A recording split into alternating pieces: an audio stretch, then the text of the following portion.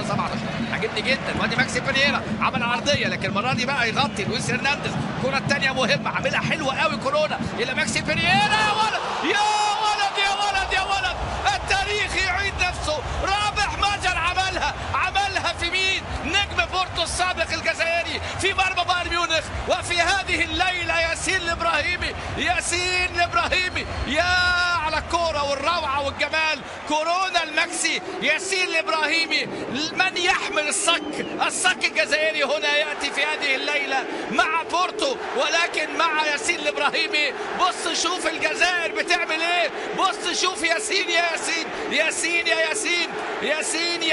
يا لعيب ياسين. حلوه الهدف الثالث، حكايه وقصه جميله. تاريخ يعيد نفسه. لسه بحكي على عبق التاريخ و87 ورابح ماجر والمجسم الكبير في مدخل ملعب دراغاو. ياسين الابراهيمي في هذه اللقطه. Pereira, le centre de Maxi Pereira, la tête d'Hernandez, c'est repris par Corona. Quel ballon sur Maxi Pereira devant le but.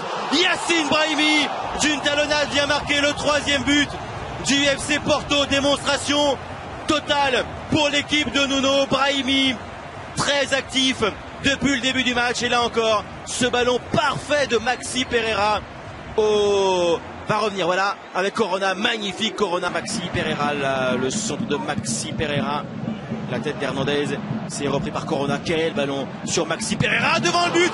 Yacine Brahimi d'une talonnade vient marquer le 3e but du FC Porto. Démonstration totale pour l'équipe de Nuno. Brahimi très actif depuis le début du match, et là encore ce ballon parfait de Maxi Pereira va revenir, voilà, avec Corona.